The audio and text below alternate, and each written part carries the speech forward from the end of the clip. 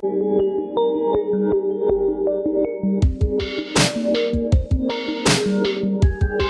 to the Damascus Road podcast. On the road to Damascus, Paul had a radical encounter with Jesus and his life was changed forever. That is what we hope and pray for here. Now, on to this week's episode. My name is Megan, but according to numerous reputable websites and internet quizzes, I might more aptly be called Belle, at least if I was a Disney princess. Now, I didn't just decide that I would probably be Belle, because that would simply be wishful thinking and self-projection. I mean, who wouldn't want a giant library full of books and a beautiful dress? Instead, I left the decision up to the very knowledgeable and impartial third parties of BuzzFeed and Disney.com.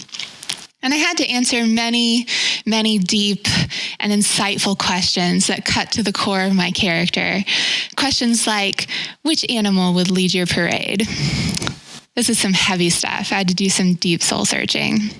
I was torn between dragon and horse, but clearly I chose horse because otherwise it'd be calling me Mulan, not Belle. Not reductionistic at all. Side note, there was some minor outrage on teaching team that I chose horse over apparently the clearly superior dragon, which maybe you are also struggling with internally right now. But I just don't know that giant fire-breathing lizards do it for me. Horses are so pretty.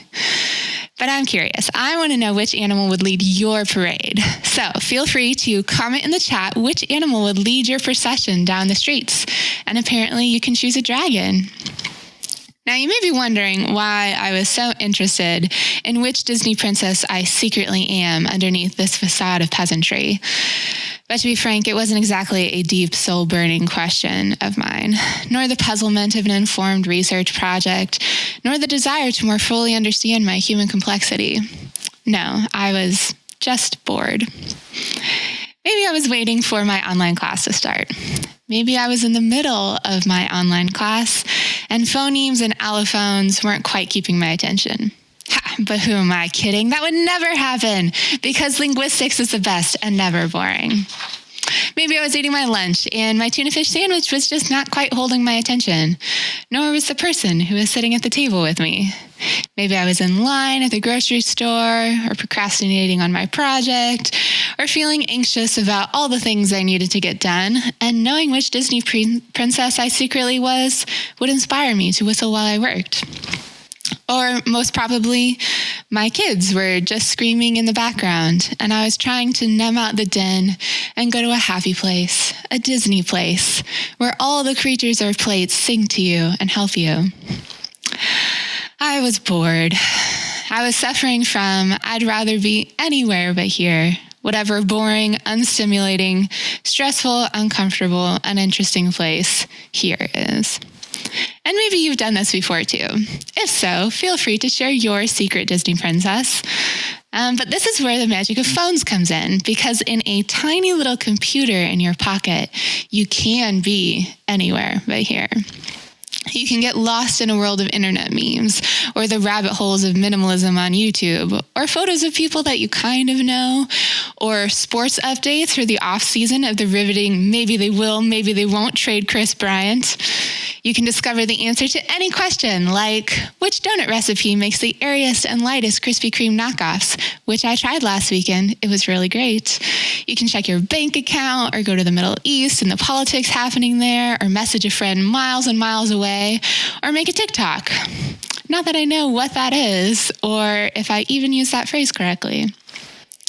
Phones are super cool, and they lift us from the drudgery and the discomfort and the boredom of right here, right now. We become omnipresent beings surfing through the whole wide world of knowledge and connections, but also strangely disconnected from the one place we're actually at. And this is the new normal. So normal that leggings, which are inherently pocketless pants, are now made with phone-shaped pockets, just so that you can never be without your phone. I have trouble finding pocketless leggings, which I feel like should not be that difficult. but it is. There's special holders in our cars for our phones. There's special armbands you can wear while running to hold your phone. There's even little pop sockets that we can put on the back of our phones to make holding them with one hand easier while we do something else with our other hand. Because God forbid we should ever set down our phone or be unable to instantly, easily, frequently be able to access it and escape from the horrible here and now. And you might be listening thus far and think, oh, Megan's being a little old granny-ish. Yes, I am an old granny, crocheting and all. But please don't hear that I'm just harping on phones and what the kids are doing these days. Phones are awesome. I'm so incredibly grateful for the technology that allows me to stay in contact with my friends, to call my mom and have my kids see her on Skype. I love that I can look up the recipe for brown butter sea salt chocolate chip cookies, which are as good as they sound, and listen to Sleeping at Last, and learn about the difference between South American and African monkeys, which happens to be prehensile tails, in case you were wondering, and that I can ask Ryan where the cheapest place to get gas is, and he can look it up on his phone and tell me. Phones are not bad. I am not talking about phones. What I'm talking about is what John Mark Comer calls hurried digital distraction. Now, this happens to often be made much easier by technology like our phones, but it is ultimately not about phones. It is ultimately about us, our heart conditions, what we're prioritizing. Phones didn't come up with pockets in our leggings. We did. Now, there's nothing inherently wrong about looking up donut recipes or scrolling through Instagram. But I have to ask if this new normal of hurried digital distraction is perhaps affecting us more than we realize. Are we searching for something more on our phones than just the score of the latest game? What are we looking for when we pull out our phones and disconnect from the boring, uncomfortable here and now? Are our distracting solutions actually alienating us from what we are really longing for? Is our desire to disconnect from the present actually disconnecting us from something more? Are we searching for intimacy and comfort and joy and satisfaction in any place but here?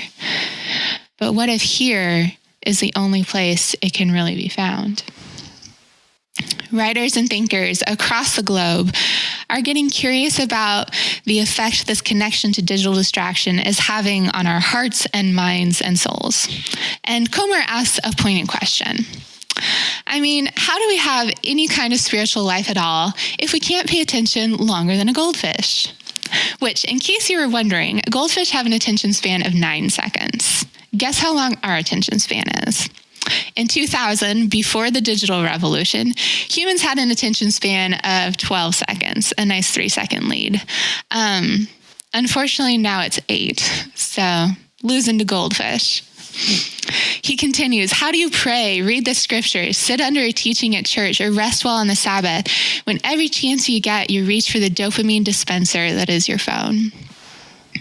And here's how he describes the spiral of digital distraction on our souls and lives long term. We feel distant from God and end up living off somebody else's spirituality via a podcast feed or book or one-page devotional we read before we rush out the door to work. We feel distant from ourselves. We lose sight of our identities and callings. We get sucked into the tyranny of the urgent, not the important. We feel this undercurrent of anxiety that rarely, if ever, goes away. The sense that we're always behind, always playing catch up, never done. And then we get exhausted. We wake up and our first thoughts are, already? I can't wait to go back to bed. We lag through our days, our low-grade energy on loan from our stimulants of choice. And even when we catch up on our sleep, we feel a deeper kind of tired. Then we turn to our escapes of choice. We run out of energy to do what's actually life-giving for our souls, like prayer. And instead we turn to the cheap fix. Another glass of wine, a new show streaming online, our social media feeds, porn. We become easy prey for the tempter, just furthering our sense of distance from God and our souls. And then emotional unhealth sets in. We start living from the surface of our lives, not the core. We're reactionary. The smallest thing is a trigger: a throwaway line from the boss, a snide comment from a coworker, a suggestion from a spouse or roommate. It doesn't take much. We lose our tempers, bark at our kids, get defensive, sulk, feel angry or sad, often both. Is there part of you that feels like this?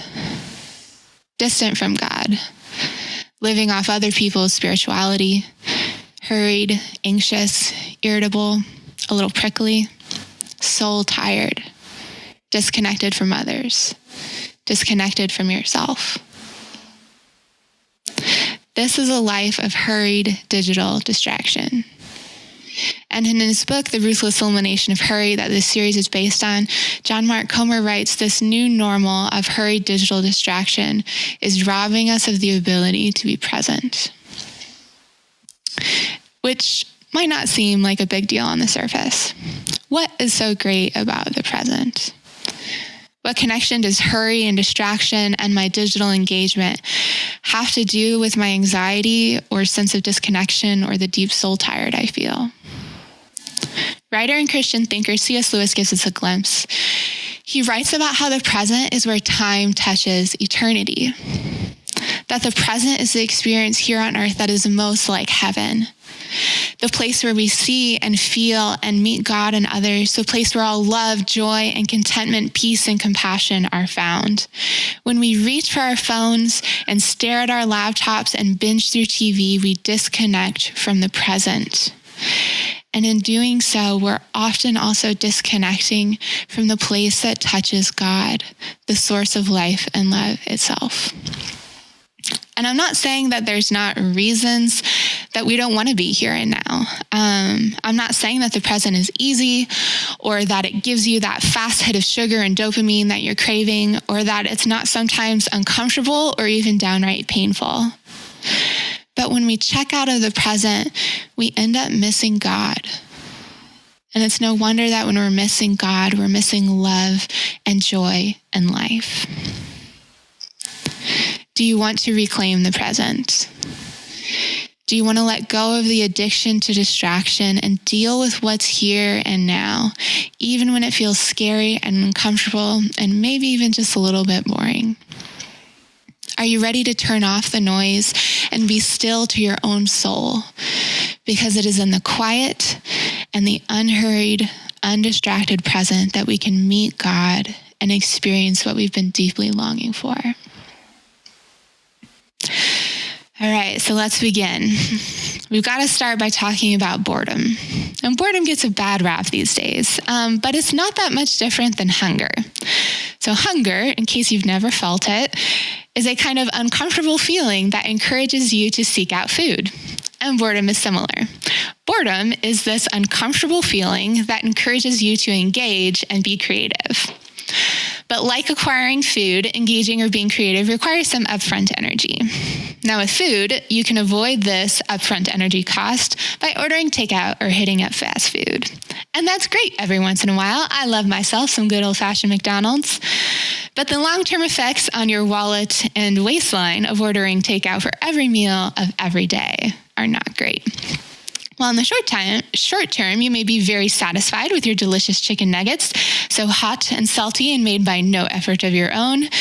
You will find that the accumulation of these small shortcuts over a lifetime will erode your health and flourishing and overall feeling of well-being. And boredom is similar.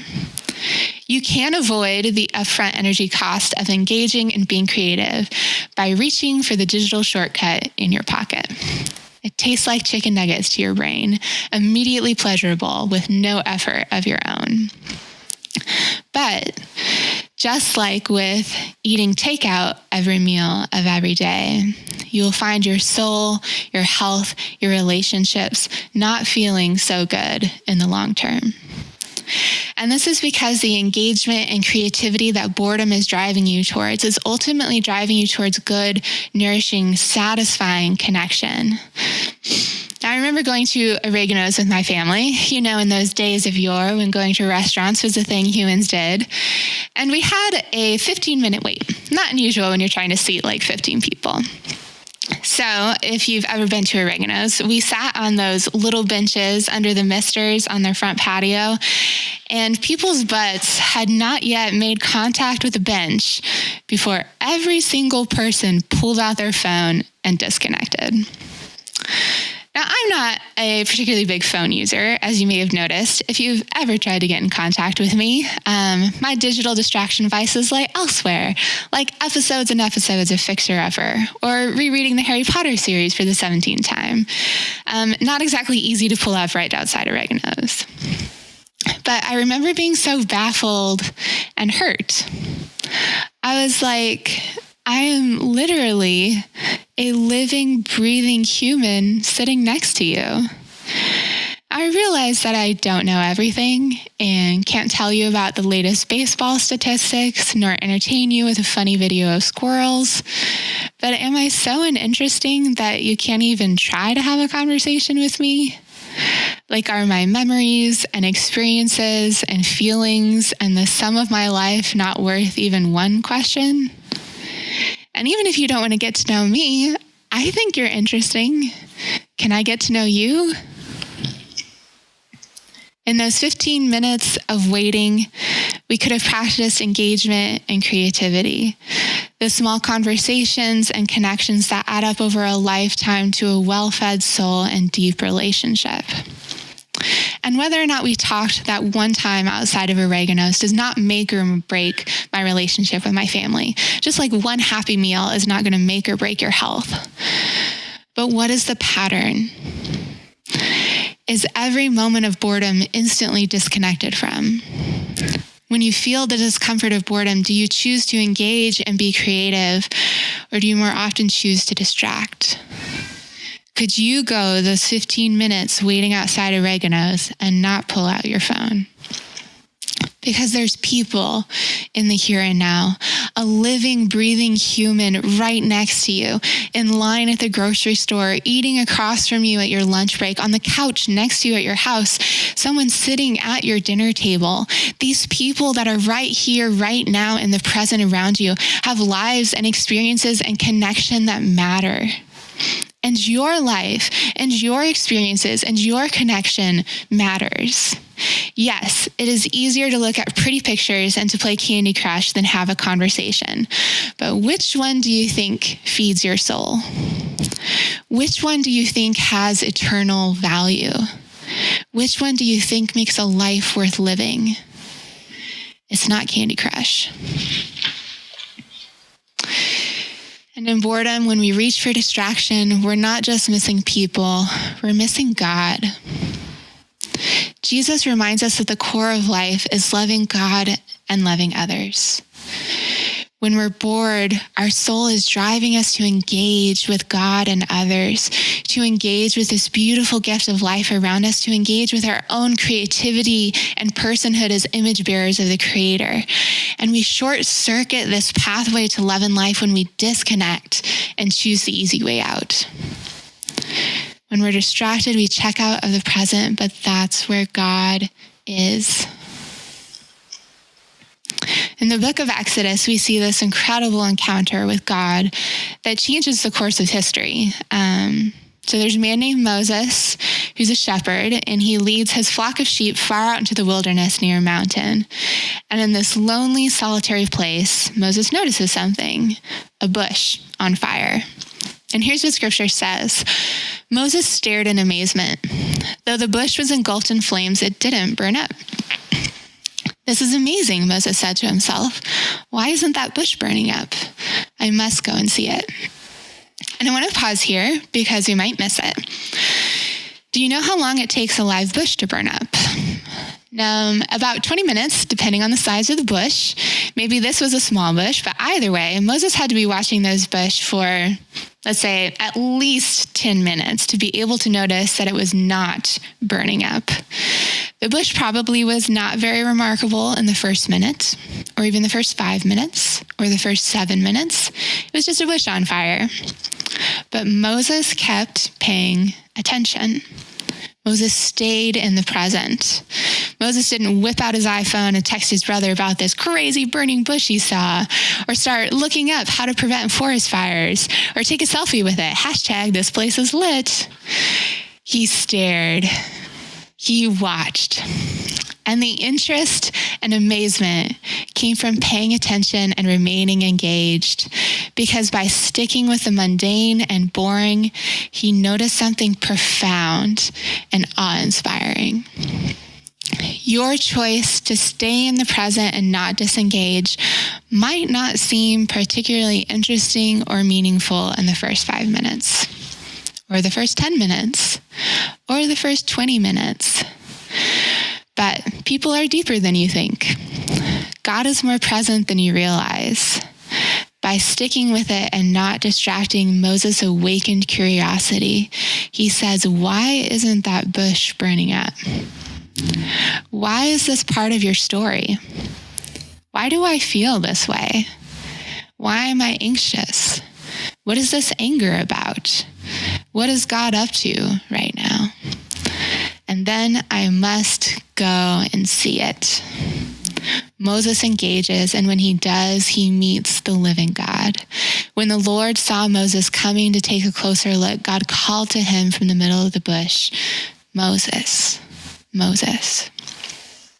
And it is the beginning of a lifelong relationship with God, a totally changed life.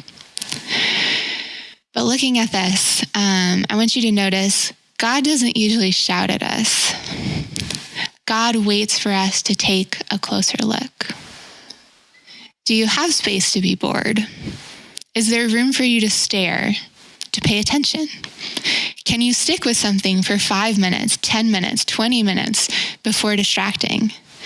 Is your attention span a little shorter than a goldfish?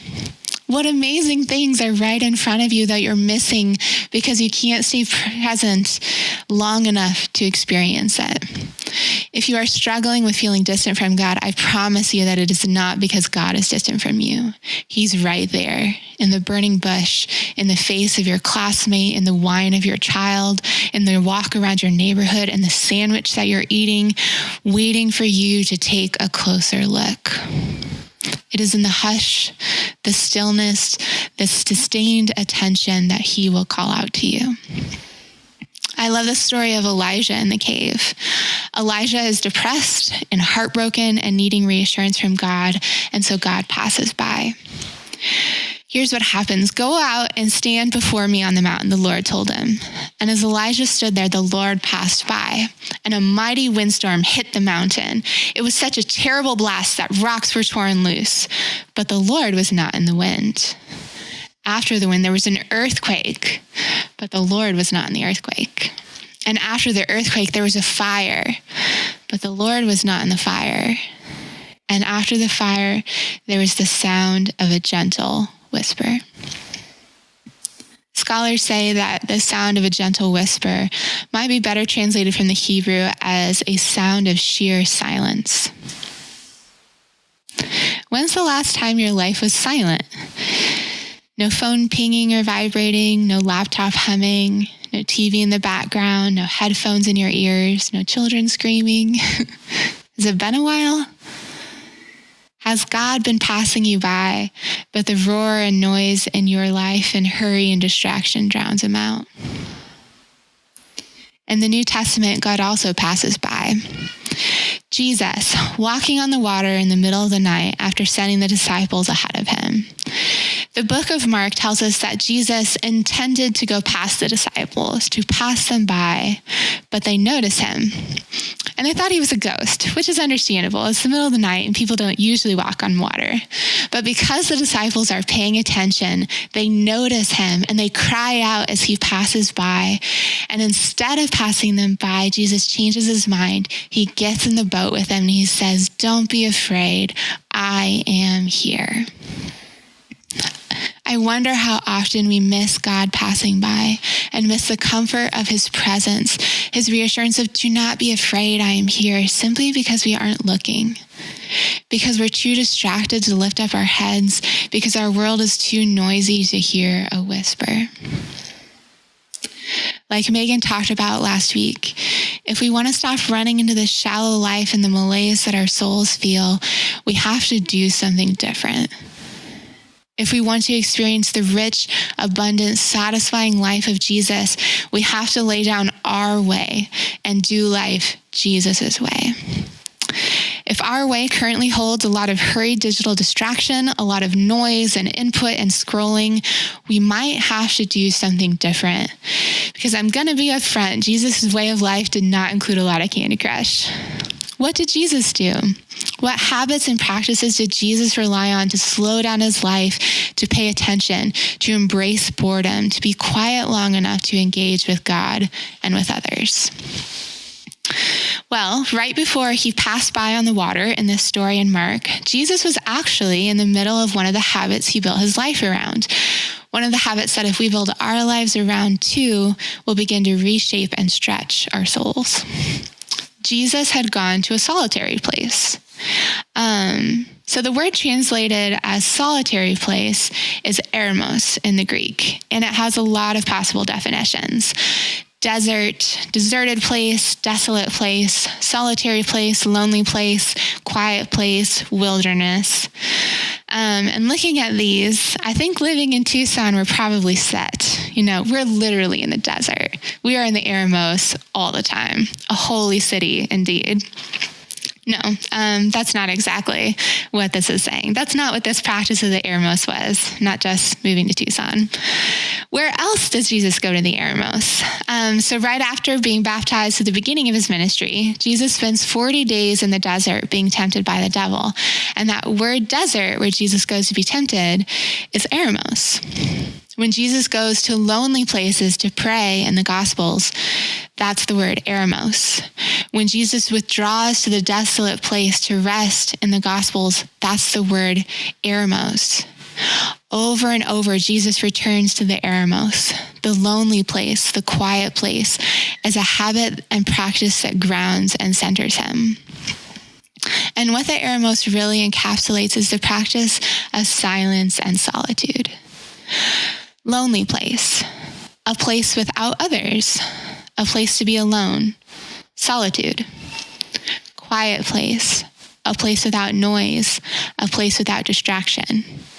Silence. The eremos is the place of silence and solitude for Jesus.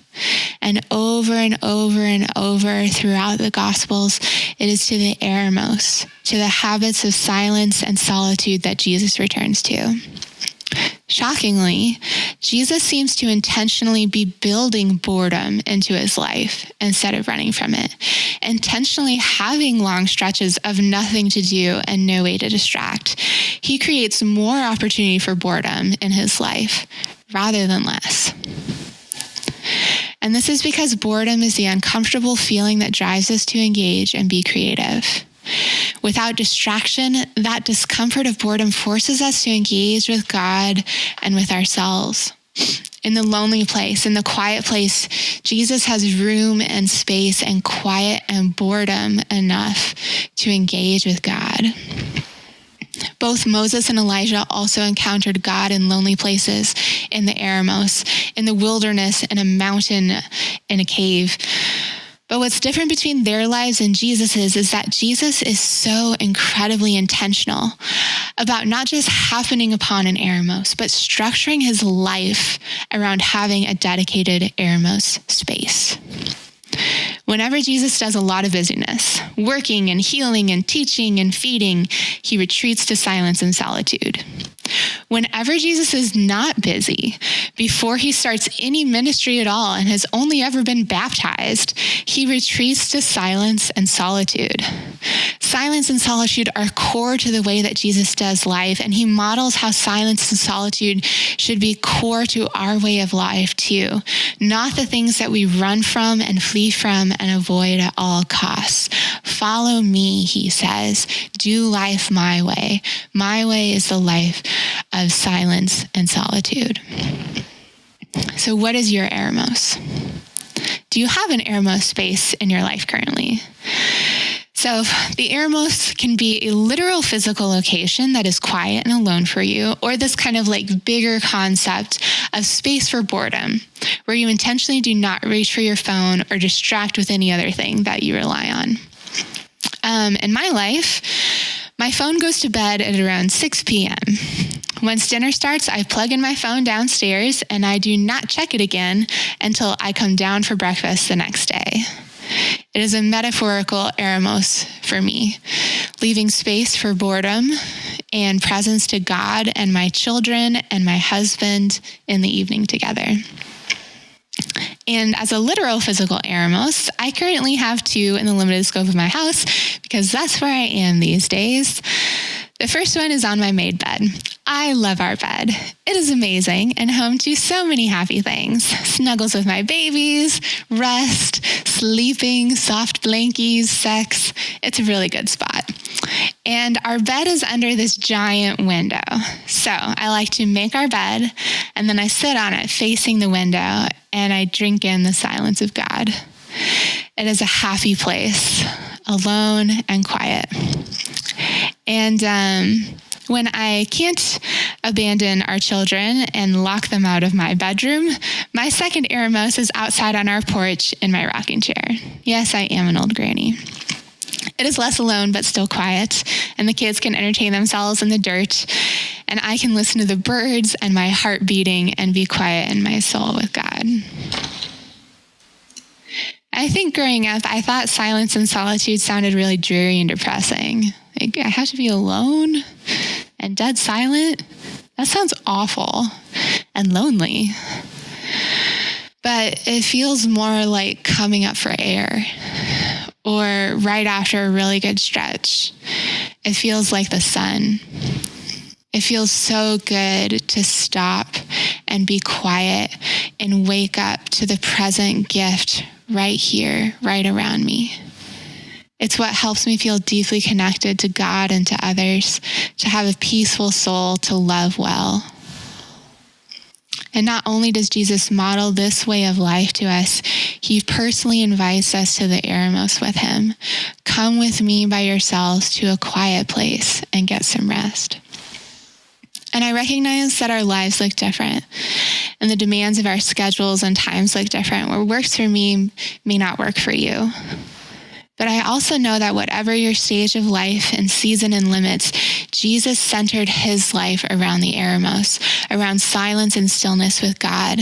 And the busier and more demanding his life got, the more often he rested in the eremos. The news about Jesus spread all the more so that crowds of people came to hear him and to be healed of their sicknesses. And Jesus often withdrew to lonely places and prayed. Silence and solitude are not a when I have time sort of practice. They are a life-grounding and life-centering practice that alters the way we do everything else. The busier life gets, the more we need silence and solitude, because silence and solitude is connection to life and love itself, to God. And yes, there are 1,000 reasons why you don't have time and why that doesn't work for you. I'm a full-time mom. I have a demanding job that starts early. I'm an extrovert. I have ADHD. I'm taking classes and working and doing an internship. I'm just not wired that way. But I want to ask you, do you feel tired? Do you feel disconnected? Do you feel drained? Do you feel low-grade anxious and depressed? Maybe the way you've been doing life is not producing the life you want. Maybe it's time to let go of your way and try something different. So, if you are ready to try silence and solitude, yay, I am so excited for you. Let's do this together. There are 2 kinds of silence. There's external and internal, and we're going to start with the easy one first, the external. So external silence is the noise around you. I resonate strongly with the Grinch and how the Grinch stole Christmas. Oh, the noise, noise, noise, noise. There's a lot of noise in my house. I have small children, and they scream a lot. But sometimes my soul is just crying out for silence. Please, no more noise. Anything but noise. And there's a lot of noise. Podcasts, music, TV, your phone, work, your kids, your chatty roommate, the Roomba running. Again, these things aren't inherently bad. My children are wonderful. It's just what the noise does to our souls long-term and the space that they remove to hear any whispers. Comer tells us, in fact, C.S. Lewis, in his masterwork of satire, The Screwtape Letters, has the demons railing against silence as a danger to their cause, the ruin of a Christian soul. Senior demon Screwtape calls the devil's realm a kingdom of noise and claims we will make the whole universe a noise in the end. Music and podcasts and TV are not bad, but they can easily be used as noise to cover up our discomfort with others, God, and ourselves.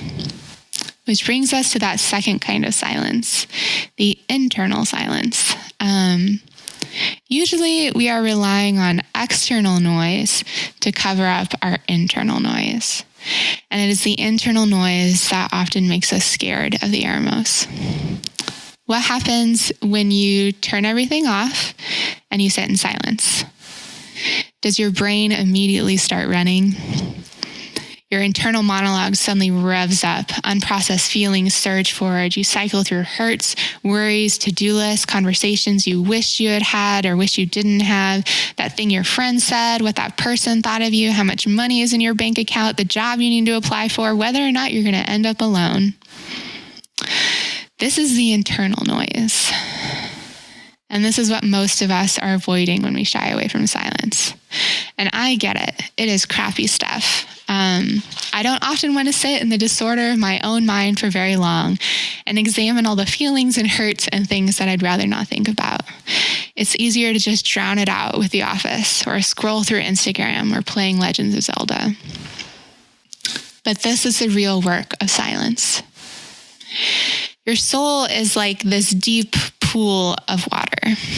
And first, you have to stop chucking rocks into the pool and agitating all the water. It just ripples and swirls and the water gets dirty from all the mud and crud getting stirred up. So you have to stop chucking rocks in. Turn off the noise. Turn off the distractions. And then it's waiting. You're waiting in the silence.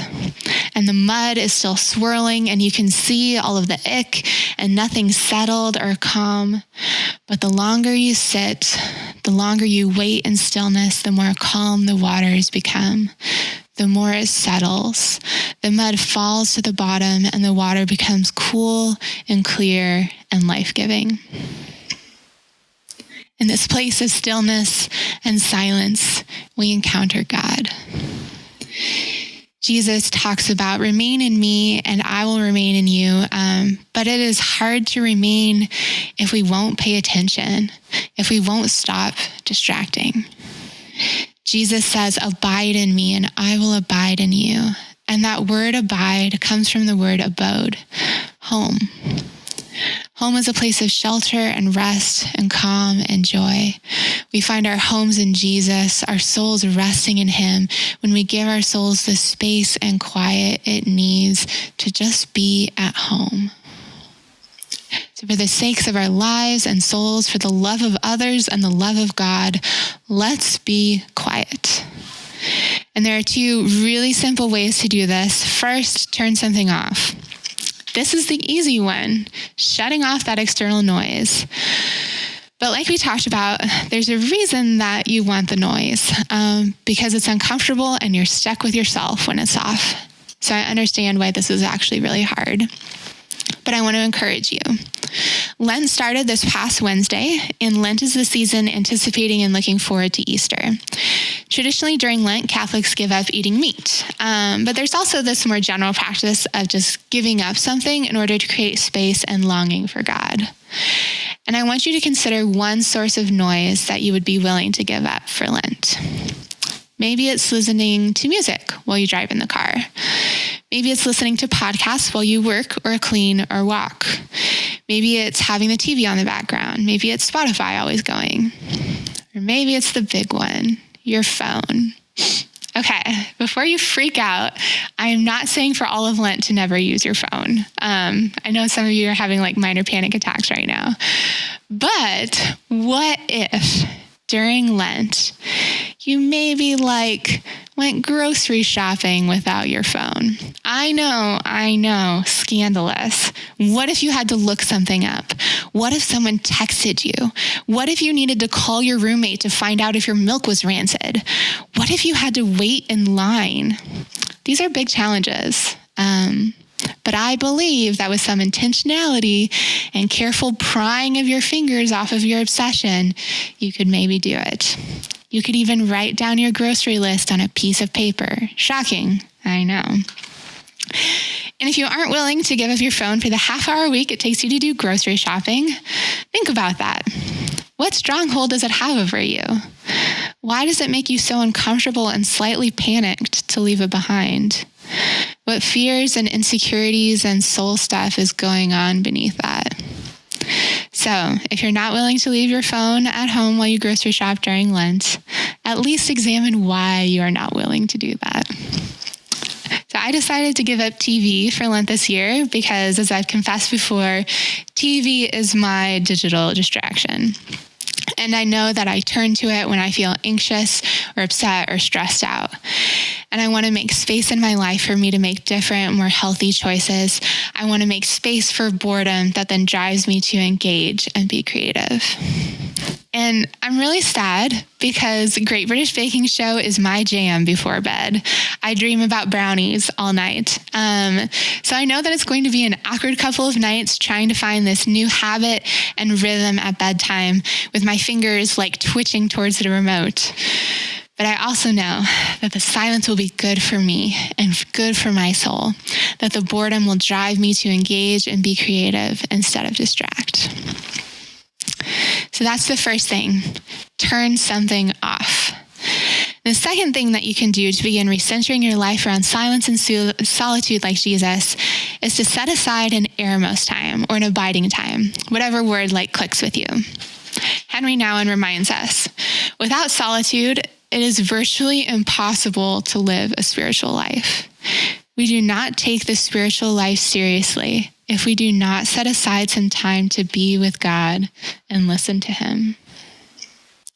Pick an eremos, or make one if you don't have one you like. Set up a chair in the corner of your room. Make your bed and sit on it. Dedicate the bathroom to you and God. Choose a walk or a park nearby that you love. Make the car your eremos. Have your bedroom be a sacred space where your phone does not follow you at night. Whatever works for you that feels distinct, lonely, set apart, quiet, holy. And then choose a time that you let your soul come home and rest. Now, silence can feel really strange at first, just like any new thing that you try, but don't let that discourage you. It might feel dreary and depressing at first. It did for me, just as I feared. But the more you practice, the better you'll get, as I tell my sons all the time. Update, if you heard my previous message where I was talking about Aiden complaining about getting dressed, my son Aiden can now put on his clothes based on consistent and regular practice, despite all of his despair and "I can't do it, Mommy," and hating his life. Now he feels so proud and good about himself putting on his own clothes. And it's not like he suddenly magically got amazing at it. He consistently and intentionally practiced every single day putting on his clothes. It will feel awkward and weird at first and probably boring and like a waste of time, but that's totally normal. You haven't done it wrong. Just keep practicing. Don't stop. And do you remember all of that internal noise that we talked about? Just as a heads up, that is generally what bubbles up first when you finally go to your eremos and be quiet. It is normal to feel anxious, to have a lot of those negative feelings that you've been avoiding or pushing down surface, to feel jittery, like you should be doing something else. It's like coming off the drug of hurry. You've got the shakes, but it's okay. Just because you feel anxious or are dealing with your negative emotions does not mean that you're doing it wrong. In fact, it means you're doing it right.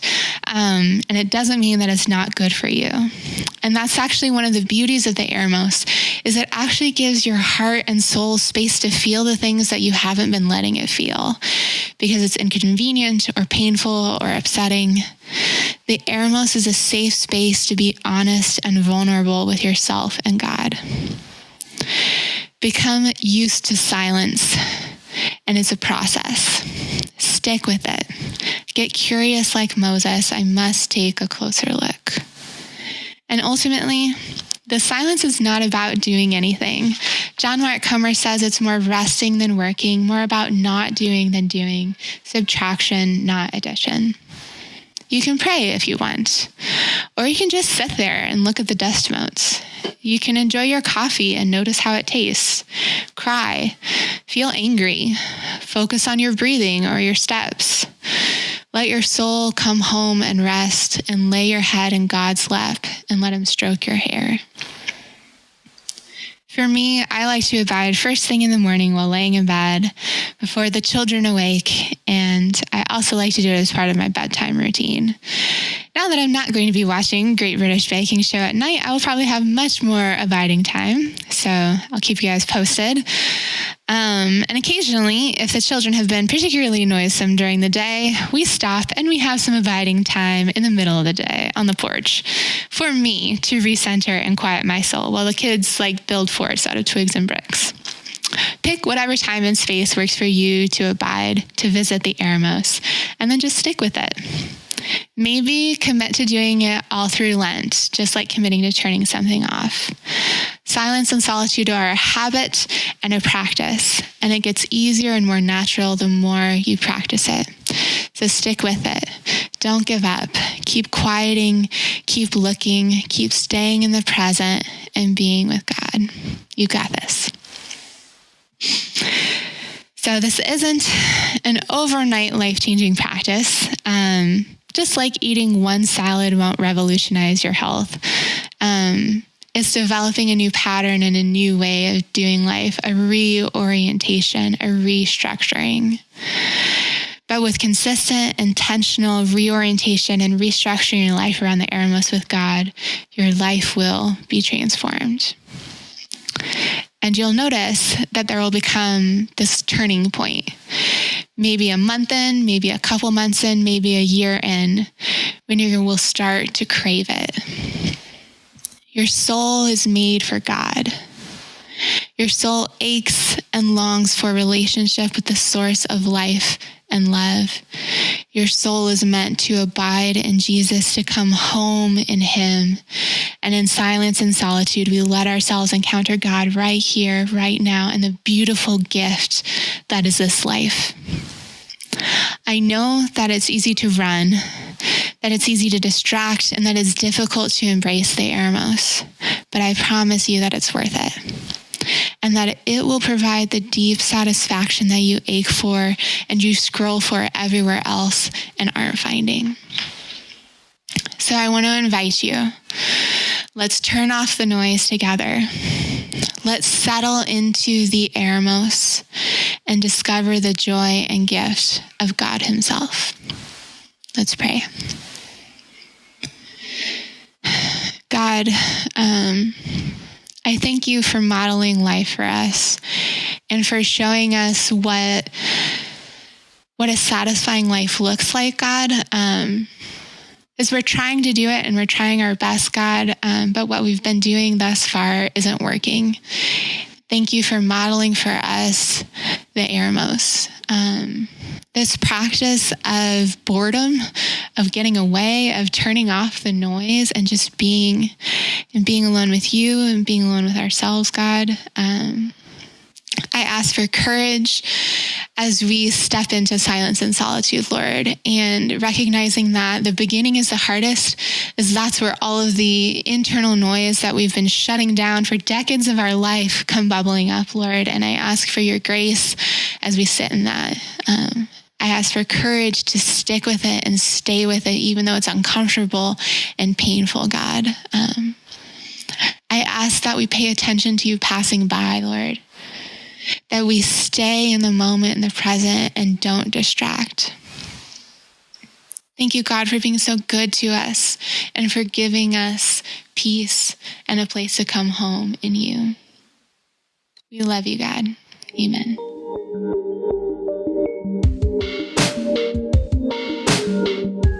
Thank you for joining the Damascus Road podcast. Our mission is to follow Jesus together by being with God, loving everyone, transforming people, developing leaders, growing new ministries, and changing the world. You can find out more about us online at DamascusRoadTucson.com.